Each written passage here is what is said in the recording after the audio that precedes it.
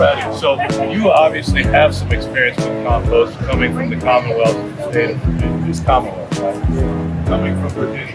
But let me share with y'all just my experience with them. So ultimately, who's going to a forest? Y'all want to a forest? What is it? Tell me, like if you were to smell this, would you know that, come on, does it smell a little bit like a forest? Well, this is just this and stuff like this mixed together. So why does it smell like a forest? Because nature is a lot wiser than we are. Nature knows that it breaks down. If you want to look at something, everything that lives dies and life arises from that. You've seen the redwoods where you have saplings, seedlings growing out of a fallen redwood. It's absolutely amazing. And so we are just doing what nature already does. Here's why I think it can be intimidating. Somebody will get one of those spinning compost bins and they'll put a bunch of stuff in there and they'll go 2 weeks later and they'll, oh my God, it stinks. What's going on? Well, exactly. This is nitrogen. Nitrogen breaks down imagine you put this on a sidewalk, what happens? It's just gonna get all slimy, right? Now what if you put a bunch of these on a sidewalk? What's gonna happen?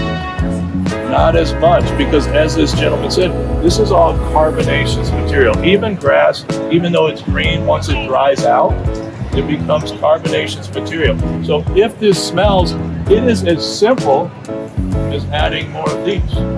Okay, once you add more of this, it's gonna start getting hot, it's gonna start cooking.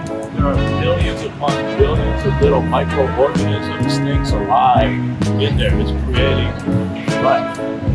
So, I think, well, let me ask you this. It might jog my brain if you have any questions. Who has questions? What's like the best container to like start composting? So it depends where you're at. I think something as simple as this with a lid, because what's going to happen, worms is going to block out any grass. Worms are going to come up through here and eat whatever inside of it. Well, you may have parents who say, I don't want cardboard box in my backyard. You might have neighbors who say, raccoons are coming and rats are coming. Don't do it. So as long as something's able to breathe, if it has holes drilled into it, you could use a 55-gallon drum that you collect water with. You could use one of those spinning things, anything like that. Now, here's something interesting. You want to speed up a compost pile?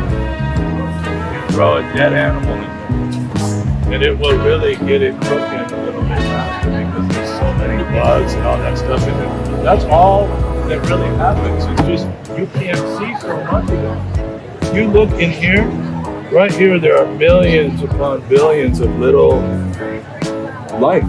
It's life. And it's all happening. Think about the forest. We talked about the forest in the beginning. What happens underneath the forest? What's going on down below? Mycelium is spreading strands. The entire forest is communicating. So if there's a tree that's sick over here, all of these other trees are able to access it, pull up nutrients, and send it to that tree. I would argue the exact same thing is happening in this world as human beings. So how do we access it? So this is so much more than this. This is life. This is the thing for which we're. Other questions? Comments? Concerns? You're going to go back to Virginia, both enlightened and confused. What was that guy called? All right. Who else wants to make a compost box? Raise your hand, everybody. The compost. Thank y'all so much.